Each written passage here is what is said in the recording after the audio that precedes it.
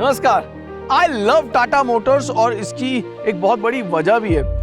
वजह जानने के लिए थोड़ा हिस्ट्री में रिवाइंड करते हैं, पीछे जाते हैं और टाटा मोटर्स को समझने की कोशिश करते हैं। ये वो टाइम था जब टाटा मोटर्स के लिए यूँ कह लीजिए कि जितने भी मैन्युफैक्चरर्स काम कर रहे थे वहाँ पे टाटा मोटर्स की जो मौजूदगी थी वो सबसे कमज़ोर नज़र आ रही थी।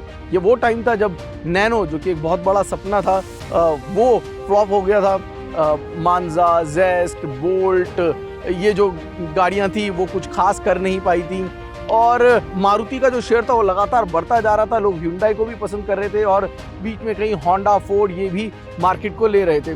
टाटा की तमन्ना हमेशा इंडिया फर्स्ट रही है कि consumer is the king and we have to give the best indigenous India made stuff to the consumer. और ये सोच के साथ तब 2015 अगर मैं गलत नहीं, गुंटर बुटशर आए थे। उन्होंने एक नया AMP प्लेटफॉर्म तैयार करवाया और 2016 में उस AMP प्लेटफॉर्म पर टियागो उतारी गई। 3.2 लाख इसकी कीमत थी। एक नया 1.2 लीटर का रेवल्ट्रॉन इंजन था जो कि उसमें दिया गया, वो भी इन हाउस था और चेंज, बदलाव शुरू हो गया। शायद टाटा मोटर्स ने भी उस वक्त ये एक्सपेक्ट नहीं किया था और टियागो घर घर की पसंद बनने लग गया। 2017 ये यूं कह लीजिए पहला जो साल था ना जब इसको उतारा गया था, तब शायद 70,000 गाड़ियां एक साल में बिक गई थी। 2019 आते आते वो जो आंकड़ा था वो 92,000 से ज़्यादा का हो चुका था। बट वो हैचबैक का टाइम था, हैचबैक का गोल्डन पीरियड कह लीजिए, जब एंट्री लेवल कार जो थी वो एक हैचबैक हुआ करती थी। लेकिन उसके बाद SUVs का सिलसिला शुरू हुआ। उसके बाद compact SUV, small SUV, mid size SUV, mini SUV, हर चीज़ के आगे SUV और हैचबैक्स कहीं ना कहीं पीछे होते गए। इतने पीछे हो गए कि इस मार्केट में लोगों ने इंटरेस्ट लेना ही कम कर दिया। खुद टियागो में अगर आप कहेंगे तो 33% की गिरावट थी जो कि साल 2025 के करीब देखी गई थी। ईयर ऑन ईयर मैं बात कर रहा हूँ। 7 लाख से ज़्यादा घरों में ये गाड़ी मौजूद है। इन टोटल 2019 में ये करीब 71% टाटा का जो पूरा गाड़ी पोर्टफोलियो था उसमें 71% हिस्सा था इसका। यानी कि Tiago was a backbone for Tata Motors and maybe now Tata Motors realize that we have to do again something in this market and look how stylish that they have done. Tiago EV का ये जो facelift है, petrol EV दोनों उतारी गई और दोनों की कीमत एक रखने की कोशिश, यानी कि एंट्री बैरियर को खत्म कर दिया गया। इस टियागो EV की बैटरी एज ए सर्विसेज अगर आप लेते हैं तो कीमत जानना चाहेंगे 4.69 लाख। Isn't it interesting? अगर विदाउट बैस लेते हैं तो 6.69 हो गया।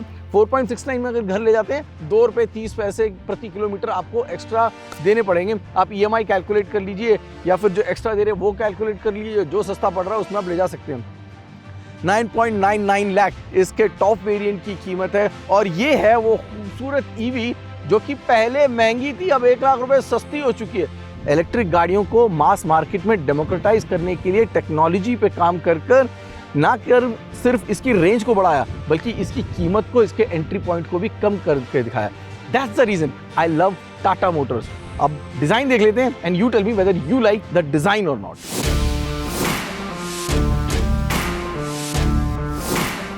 बहुत से लोगों के लिए ये एक सवाल है। कुछ लोग जो कि अपनी राय एकदम देना पसंद करते हैं, उनका ये भी मानना होगा कि ये जो EV का अब ये जो डिज़ाइन है ना, यानी कि जहाँ पर कोई डिफ्रेंशिएशन आपको नज़र नहीं आ रहा है, वो बहुत अच्छा नहीं लग रहा है। लेकिन मेरे ख्याल में डिज़ाइनर ने यहाँ पे अच्छा काम किया है, क्योंकि आई थिंक ये जो सिंगुलैरिटी आपको दिख रही है ये भी आपको पसंद आने लगेगी कुछ समय में। मुझे तो पसंद है, आपको है या नहीं ज़रूर बताइएगा। कई सारी नई चीज़ें हैं इसमें जो ऐड की गई हैं। ये जो आपको कैमरा दिख रहा है ये भी एक इंटरेस्टिंग पॉइंट है, यानी कि yes now you have a 360 degree camera in a small car, in a small hatchback. देखिए टेक्नोलॉजी को और आपकी ज़रूरत की सेफ्टी की चीज़ों को कैसे डेमोक्रेटाइज कर दिया गया। 6 एयरबैग स्टैंडर्ड दिए गए। टाटा हमेशा से सेफ्टी में आगे रहता है। ये वैसे भी one of the safest hatchback थी, लेकिन कुछ सवाल भी हैं। फॉर एग्जाम्पल 6 एयरबैग तो स्टैंडर्ड कर दिए गए हैं, लेकिन ESP जो है वो स्टैंडर्ड नहीं है, सिर्फ टॉप वेरिएंट पे मिलता है और उसकी कीमत अगर मैं गलत नहीं तो 15 से 20 हज़ार रुपये थे। अब I don't know what's the reason, but शायद EV के मामले में उसको भी स्टैंडर्ड कर देना चाहिए था। डिज़ाइन आपने देख लिया है, गाड़ी में क्या मौजूद है वो आपने देख लिया है। जो साइड प्रोफाइल में इसके जो व्हील का डिज़ाइन है वो भी बेहद आकर्षक लगा। लेकिन जो बड़े बड़े अच्छे बदलाव है ना, जिससे मैं कहता हूँ कि अभी एक ग्लोबल स्टैंडर्ड की गाड़ी बन गई है, वो है गाड़ी के अंदर।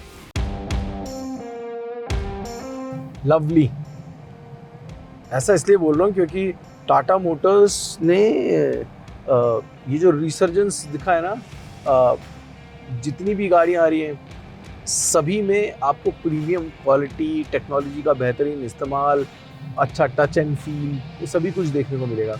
लुक एट दिस फैब्रिक जिसका इस्तेमाल किया गया है। ये फैब्रिक आपको डैशबोर्ड पे भी दिख रहा है, डोर पैड पे भी दिख रहा है। ये पूरी गाड़ी को ना एक अलग प्लश अपील दिख रहा है। पुरानी वाली जो टियागो थी वो बूढ़ी लगने लगी थी, इसमें अंदर से भी बूढ़ी लग रही थी। अच्छा वो बदल दिया क्योंकि वहाँ पे सब कुछ गोल गोल नज़र आ रहा था। यहाँ पर आप देखिए सब हॉरिजॉन्टल कर दिया गया है। मॉडर्न एज डिज़ाइन जिसे कहेंगे वो अब जो है आपका टच स्क्रीन और इंस्ट्रूमेंट क्लस्टर डैशबोर्ड में इंटीग्रेटेड नहीं है। There is a sophistication and clean dashboard that you can see. 10.25 का ये है, 10 का ये है।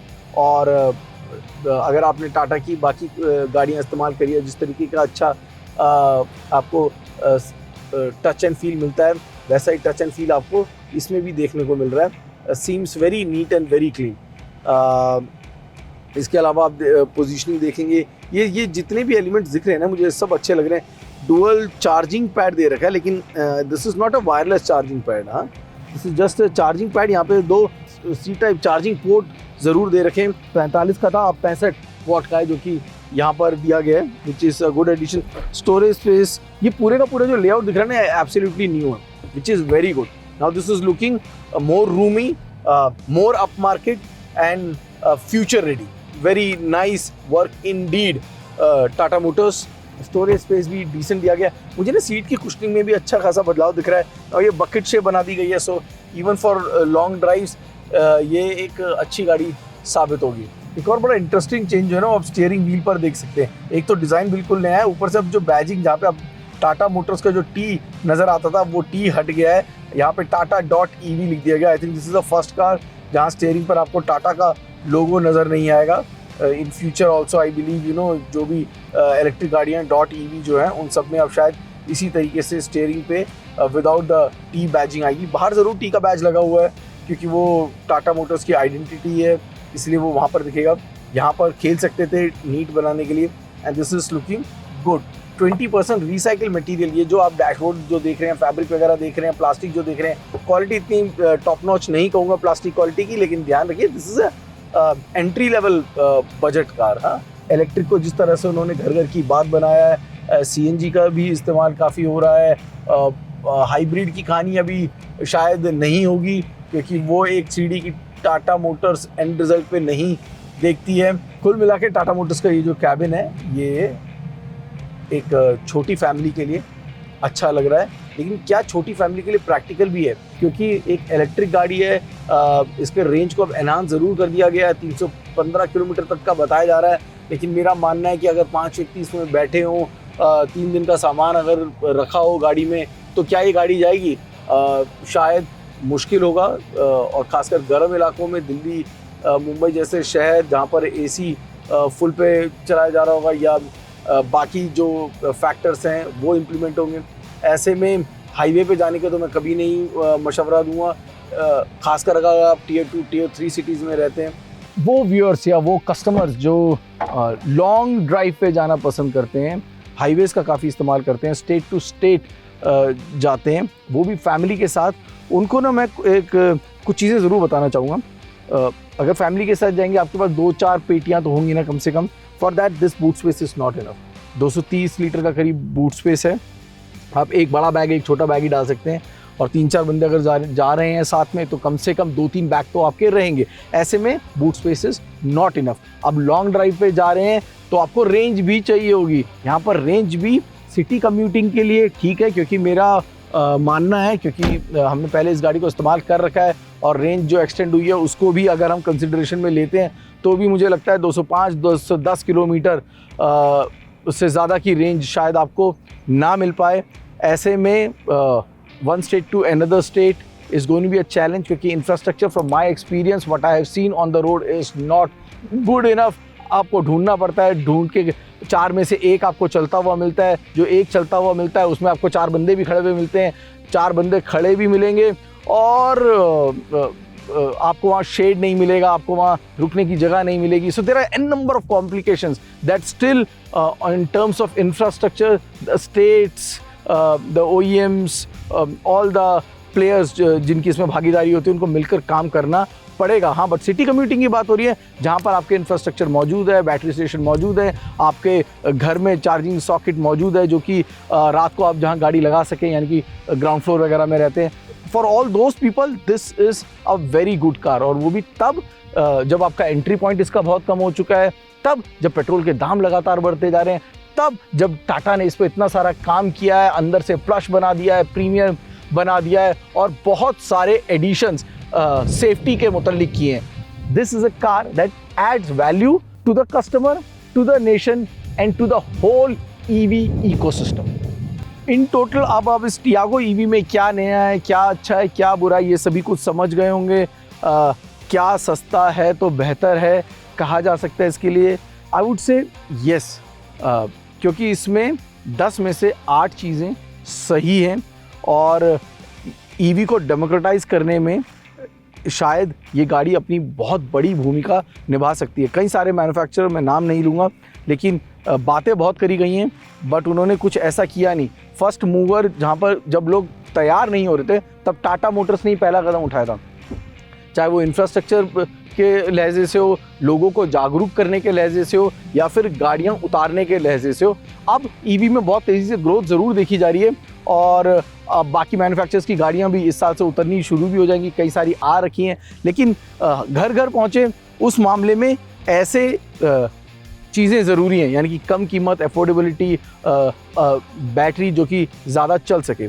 अभी ज़्यादा चल सकने वाली बैटरी में मैं अपने एक्सपीरियंस से आपको शेयर कर रहा हूँ. वो ये कि अगर आप स्टेट टू स्टेट जाते हो, यानी हाईवेज़ पे आपको काफ़ी जाना पड़ता है, तो मैं शायद अभी भी इसको रेकमेंड नहीं करूँगा, क्योंकि जितना मैं घूमा हूँ उतना ये कह सकता हूँ कि अभी इंफ्रास्ट्रक्चर इतना डेवलप नहीं है.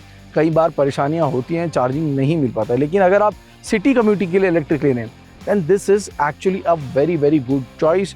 चाहे वो आप बैस के साथ लें, बैस के बिना लें, यानी बैटरी एज ए सर्विसेज के बिना.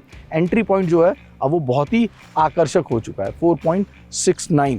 आप अगर पेट्रोल पे प्रति किलोमीटर 7 रुपये तक खर्च कर रहे हैं, तो मेरे ख्याल में यहाँ पर आप 1 रुपये 20 पैसे तक खर्च करेंगे, यानी कि फ़ायदा है. जो आप एक्स्ट्रा कॉस्ट दे रहे हो उससे भी आपको फ़ायदा होगा. अगर बास में ले रहे हो तो 2 रुपये 30 पैसे तो भी फ़ायदे का सौदा लग रहा है. कुल मिला के ये गाड़ी फ़ायदे का सौदा लग रहा है.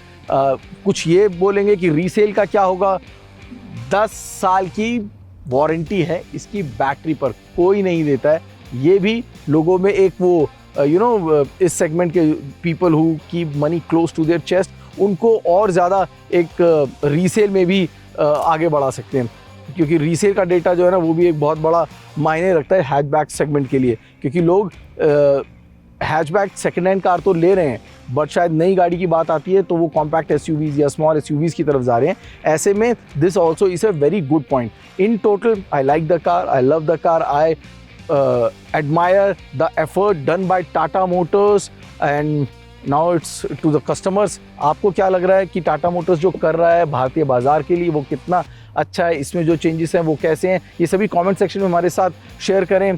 हमारे साथ जुड़ने के तरीके भी बहुत आसान हैं और बहुत आसान है. सोशल मीडिया पर भी आप हमारे इंस्टाग्राम, फेसबुक, इन सभी प्लेटफॉर्म पर भी जुड़ सकते हैं. अगर वीडियो पसंद आया तो लाइक, शेयर एंड सब्सक्राइब. नमस्कार.